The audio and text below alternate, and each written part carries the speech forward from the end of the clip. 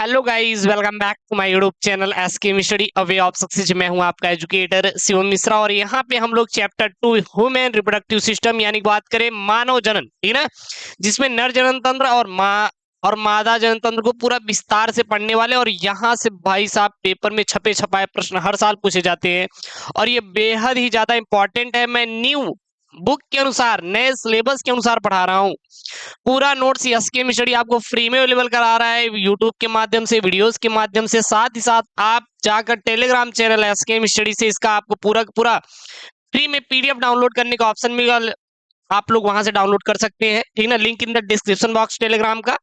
और हम UP board exam की तैयारी, अन्य बोर्ड एग्जाम की तैयारी बहुत बेहतरीन तरीके से करवा रहे हैं। सो यार प्लीज चैनल को सब्सक्राइब करिए और वीडियो को लाइक कर दीजिएगा। और मानव जनन, जी हाँ, ये ह्यूमन रिप्रोडक्शन का जो चैप्टर है बहुत ही इंपॉर्टेंट चैप्टर है। और यहां से नंबर जो आपके पेपर में बनते हैं ना, बहुत अच्छा लेवल रहता है इसका, यानी क्वेश्चन अच्छा आता है यहाँ से और नंबर भी आपको अच्छे से मिलता है यहाँ से। तो ये बहुत इंपॉर्टेंट चैप्टर हो जाता है आपके लिए। और मैं यहाँ पे आज इंट्रोडक्शन आपका ये वीडियो होने वाला है कि ये होता क्या एक्चुअली में, और जनन में कौन कौन से चरण होते हैं मनुष्यों में। जैसे कि अगर मादा जनन की बात करें या फिर नर जनन की बात करें, ये दो प्रकार के होते हैं ना जनतंत्र।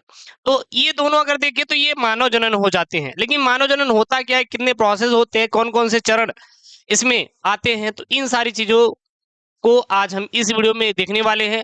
और मैं आपको कंप्लीट पूरा सिलेबस करवाऊंगा, आप बिल्कुल भी टेंशन मत लीजिए। क्लास 12 बायोलॉजी का नए बुक के अनुसार मैं पूरा पूरा खत्म करवा दूंगा भाई साहब। ये नए बुक के अनुसार मैं पढ़ा रहा हूँ, ठीक है ना। तो आपको बिल्कुल भी टेंशन नहीं लेना है यार। चैनल पे नए हैं तो प्लीज फिर से आपसे रिक्वेस्ट है कि चैनल को सब्सक्राइब कर लीजिए।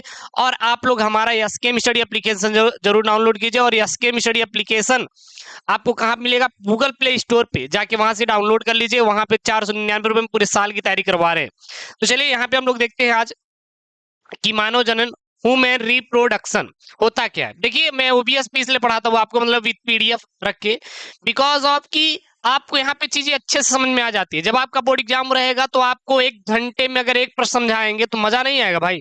आपके पास केवल 1 घंटे रहता है रिवीजन के लिए, और 1 घंटे में पूरा पूरा आप चैप्टर रिवीजन करके चले जाइए। मेरा उद्देश्य यही रहेगा कि आपको 100% क्वालिटी वाइज वीडियोस आपको दिया जाएगा, नोट्स दिया जाएगा जो आपके पेपर में अच्छा नंबर स्कोर करा सके। इसकी गारंटी है सीओ मिश्रा लेता, आप बिल्कुल भी टेंशन मत लीजिएगा।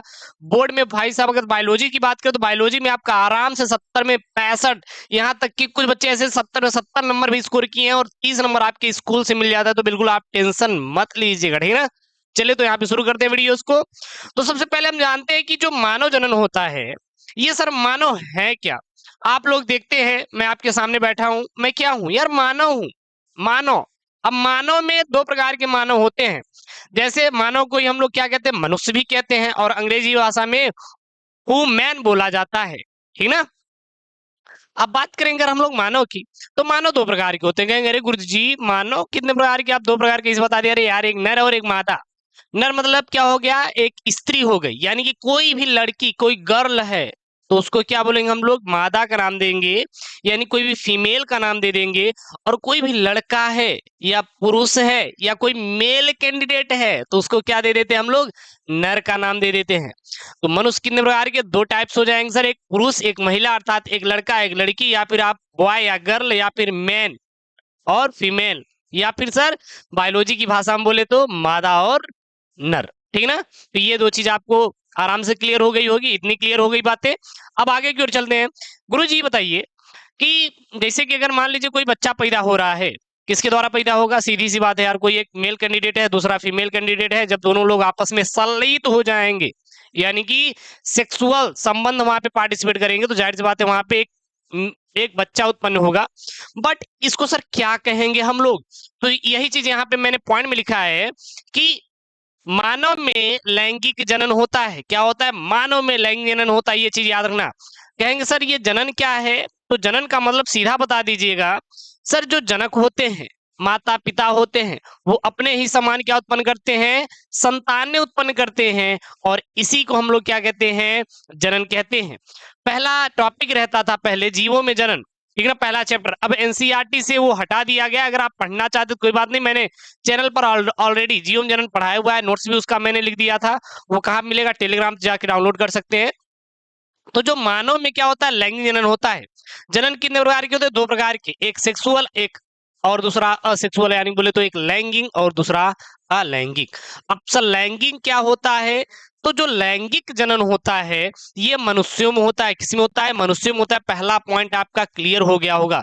अब आपके मन में आएगा ना सवाल कि सर ये लैंगिक जनन क्या होता है? ये मुझे बात नहीं समझ आ रही है, क्या एक बार बता देंगे क्या? बिल्कुल जी बिल्कुल, आपको हम बताने के लिए यहाँ पे बैठे हुए हैं कि ये आपका लैंगिक जनन होता क्या है। इस पर आप लोग थोड़ा फोकस करिएगा। देखिए उसके बाद मैं आपको समझा दूंगा, अच्छे से समझ आ जाएगा। जनन की वह विधि जिसमें दो विपरीत लिंग वाले जनक भाग लेते हैं। जनन की वह विधि, जनन क्या होती है? जो जनक होते हैं अपने समान क्या उत्पन्न करते हैं? संतान उत्पन्न करते हैं। यानी कि ये मान लीजिए क्या हो गए, आपके जनक हो गए, ये आपके जनक हैं। और ये दोनों जनक यानी कि माता और पिता मिलकर क्या उत्पन्न कर रहे हैं? एक बच्चा पैदा कर रहे हैं। और इसी बच्चे को पैदा करने के लिए क्या कहते हैं हम लोग? जनन कहते हैं। जनन दो प्रकार के, लैंगिक जनन और दूसरा अलैंगिक जनन। तो यहाँ पे लैंगिक जनन क्या होता है? जब जनन की क्रिया में दो विपरीत लिंग वाले जनक यानी कि एक मेल और दूसरा फीमेल, एक नर दूसरा मादा, यानी कि एक पुरुष और दूसरा महिला, बात समझ आ रही ना, जब भाग लेते हैं और युग्मकों के संलयन से युग्मनज बनता है। अब युग्मक क्या है? तो देखिए कोई अगर मेल कैंडिडेट है यानी कि बात करें अगर कोई नर है तो नर से हमारा शुक्राणु शुक्राणु शुक्राणु बनता है। क्या बनता है? शुक्राणु बनता है। और मादा से क्या बनता है आपका?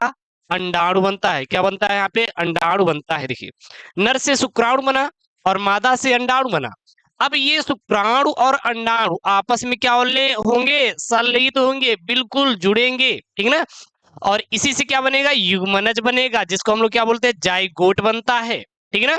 और फिर इसमें युग्मनज में क्या होता है? परिवर्धन होता है, यानी कि इसका विकास होता है। तो कि फिर क्या बनता है? एक नए जीव का क्या होता है? निर्माण होता है, यानी कि भ्रूण का निर्माण होता है। और इसी पूरे प्रोसेस को क्या कह देते हैं हम लोग? लैंगिक जनन कह देते हैं। क्या कह देते हैं? लैंगिक जनन कह देते हैं। चीजें आपको समझ आ रही कि नहीं यहाँ पे? अब चलिए आपको हम परिभाषा के थ्रू जब समझाएंगे ना तो आपको पूरा अच्छे से क्लियर हो जाएगा। बिल्कुल भी आप परेशान मत होइएगा, पूरा आप नोट्स बनाते चले जाइए, बिल्कुल भी आप परेशान मत होइएगा। तो यहाँ पे क्या लिखेंगे? यहाँ पे लिखेंगे आप लोग सीधा कि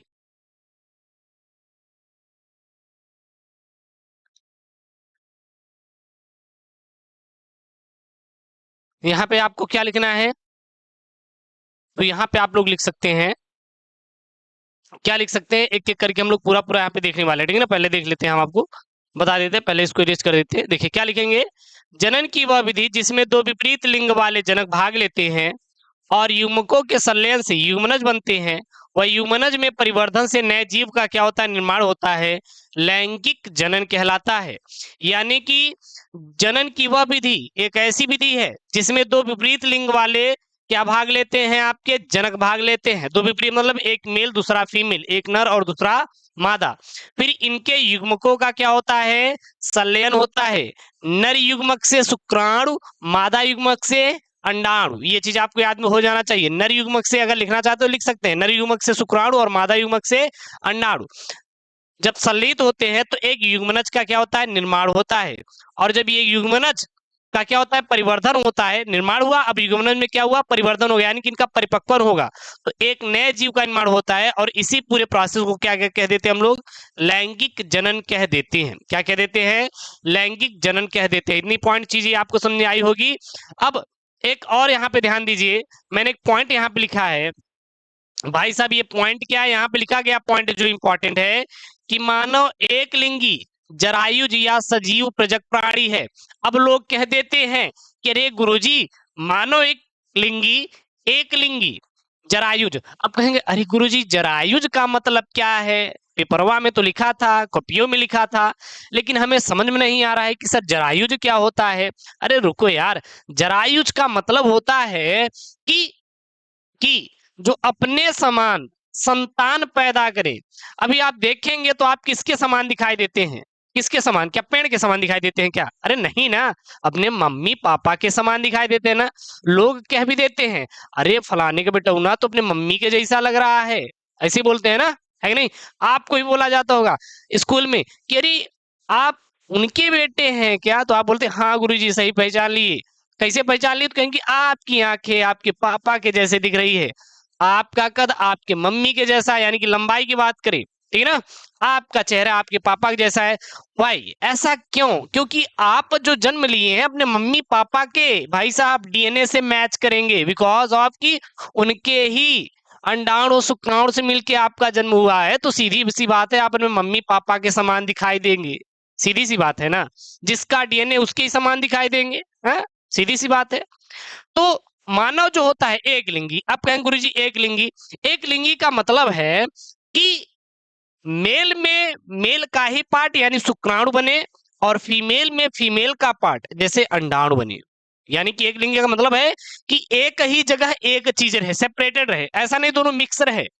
हाँ, कभी कभी कुछ ऐसे मनुष्य आप देखे होंगे कि जो कि मेल और फीमेल दोनों होते हैं, तो जिसे हम लोग ट्रांसजेंडर का नाम देते हैं। वो क्यों होता है, कैसे होता है, उसको मैं आने वाली वीडियोस में डिस्कशन करने वाला हूँ।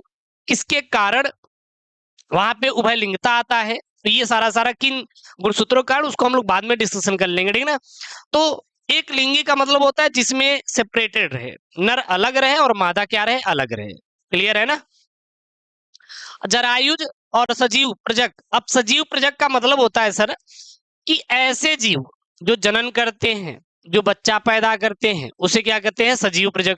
आप कहेंगे अरे गुरुजी सजीव क्या होते हैं, सजीव प्रजक का हमें मतलब नहीं समझ आ रहा है, आप बता देंगे क्या? अरे बिल्कुल, रुको यार, काहे के लिए आप वीडियो स्किप कर रहे हैं, मैं बता रहा हूं ना, सच मत कीजिए।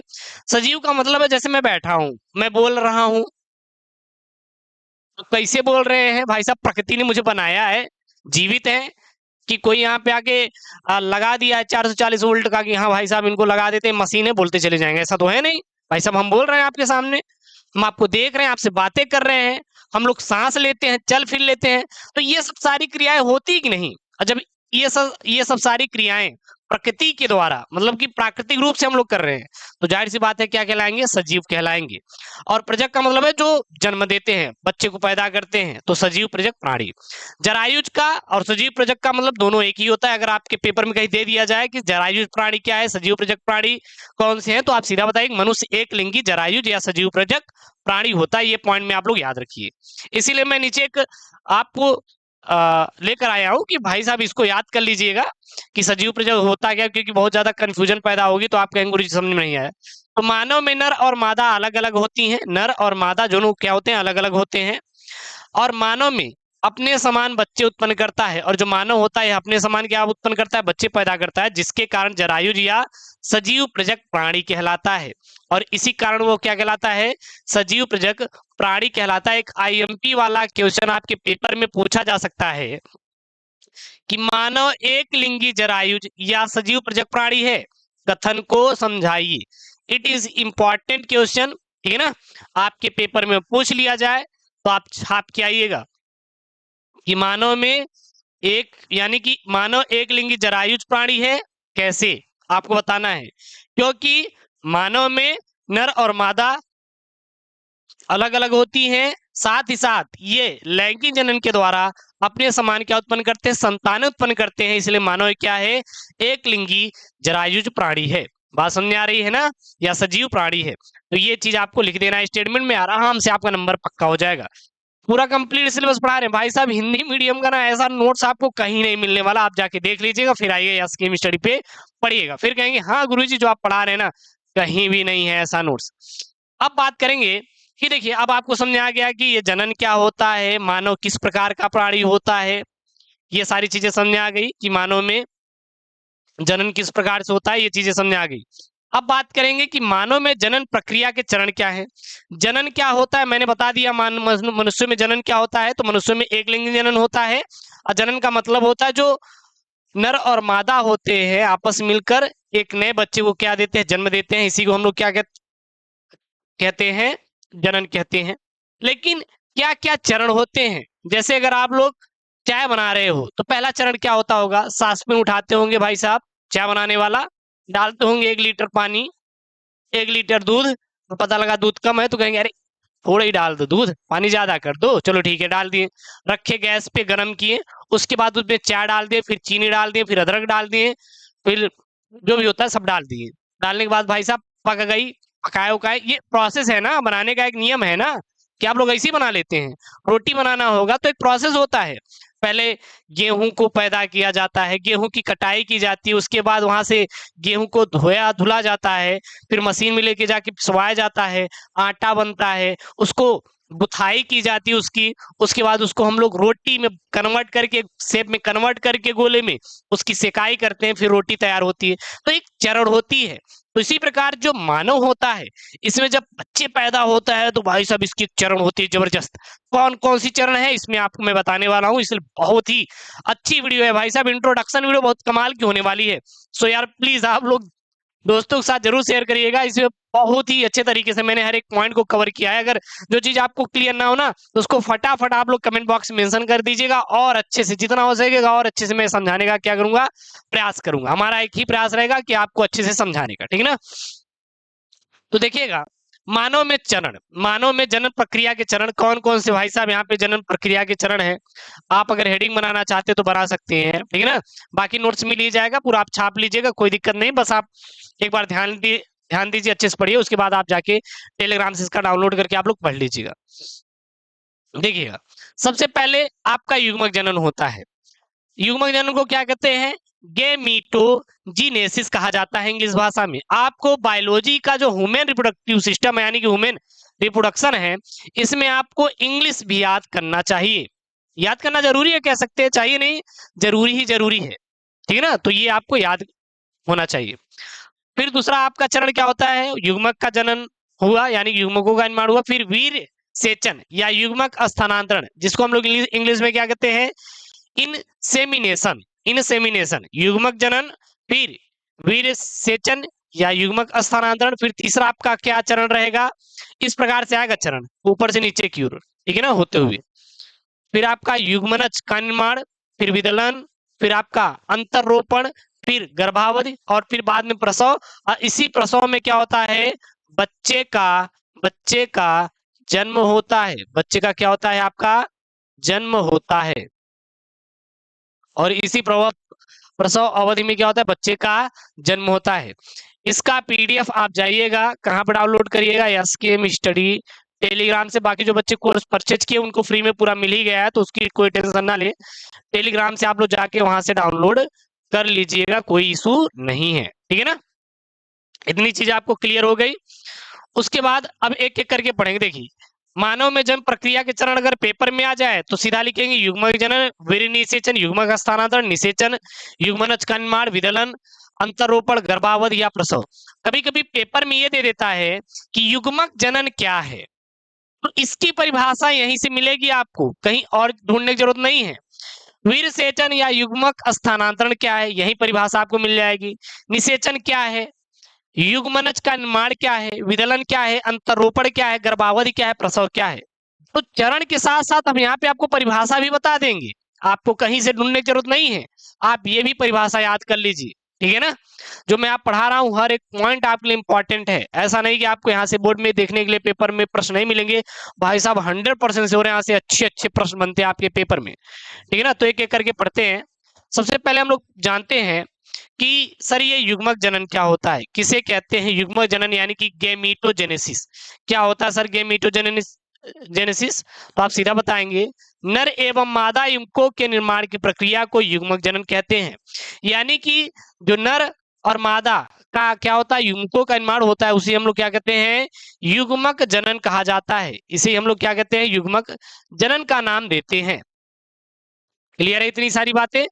अब देखिएगा यहाँ पे, युग्मक जनन निषेचन पूर्व घटना है। युग्मक जनन कौन सी घटना है? अगर पेपर में दे दिया जाए सीधा लिखना है युग्मक जनन निषेचन पूर्व घटना, यानी ये निषेचन के पहले युग्मक जनन होता है। देखिए ऊपर भी देख सकते हैं, देखिए पहले आपका युग्मक जनन हो रहा है, उसके बाद निषेचन हो रहा है ना, तो इसके पहले की घटना है कि नहीं? वही है यहाँ पे। मादा युग्मक यानी कि अंडाणु के निर्माण को अंड जनन कहते हैं। अब देखिएगा यहाँ पे थोड़ा सा आप ध्यान दीजिएगा। देखिए यहाँ मैं बता रहा हूं कि युग्मक जनन क्या होता है। नर एवं मादा युग्मकों के निर्माण की प्रक्रिया को क्या कहते हैं? युग्मक जनन कहते हैं। एक चीज आप लोग ध्यान दीजिएगा, युग्मक जनन निषेचन पूर्व घटना है। नर युग्मक का निर्माण, नर युग्मक यानी शुक्राणु, नर युग्मक में क्या बोला जाता है? शुक्राणु। शुक्राणु क्या है? एक नर युग्मक है। इसका अगर निर्माण होता है तो इसे हम लोग क्या कहते हैं, शुक्र जनन कहते हैं। शुक्र जनन क्या होता है, नर युग्मक से शुक्राणु का निर्माण होना शुक्र जनन कहलाता है। याद रखना, नर युग्मक अर्थात शुक्राणु की निर्माण की प्रक्रिया को शुक्र जनन कहलाता है। मादा युग्मक, मादा युग्मक में क्या है आपका, अंडाणु है। मादा युग्मक में क्या है आपका, अंडाणु है। और जब इसका निर्माण होता है तो इसे हम लोग क्या कहते हैं, अंड जनन कहते हैं। ये दो पॉइंट क्लियर हुआ कि नहीं, इंपॉर्टेंट पॉइंट है, याद होना चाहिए।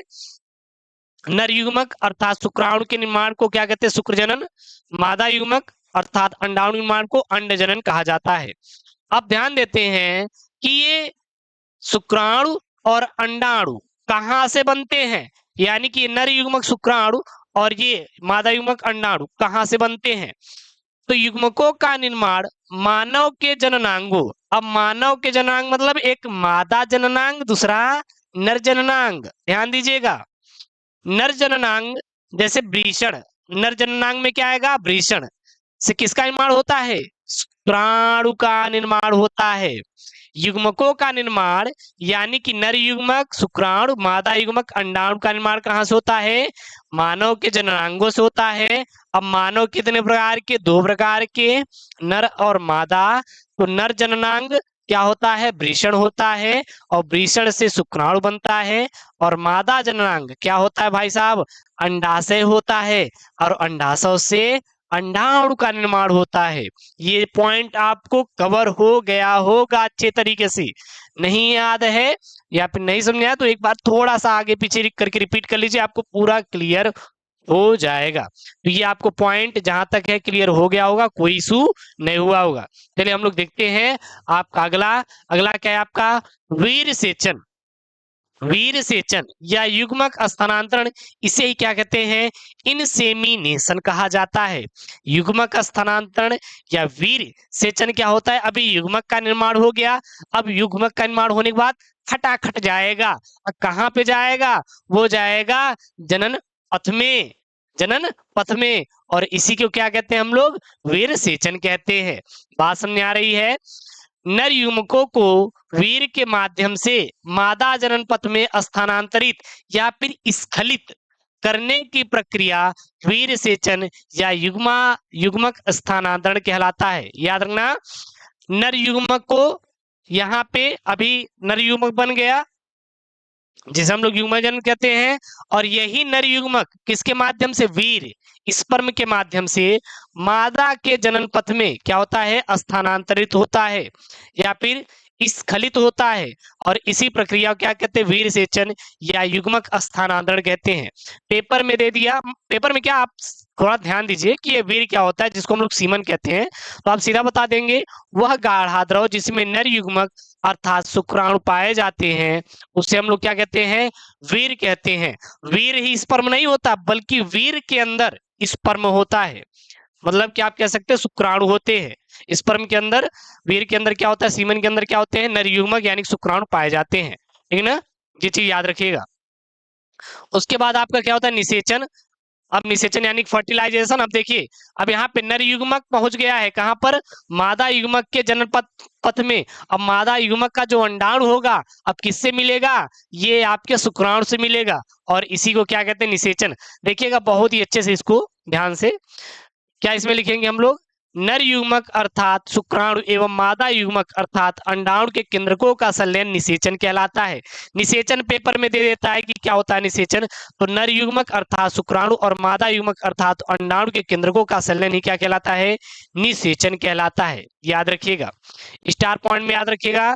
मानव में निषेचन अंडवाहिनी या डिम्बवाहिनी अर्थात एम्पूला व स्थमस, जिसको हम लोग क्या बोलते हैं, तुम्बिका भी बोलते हैं, के संधि स्थल पर होता है, के संधि स्थल पर होता है। याद रखना, मानव में निषेचन कहां पर होता है, जो निषेचन होता है यह अंडवाहिनी या डिम्बवाहिनी में होता है, जिसको हम लोग क्या कहते हैं, तुम्बिका भी कहते हैं। अभी जब आगे बताएंगे तो वहां पे आपको चीजें क्लियर हो जाएगी।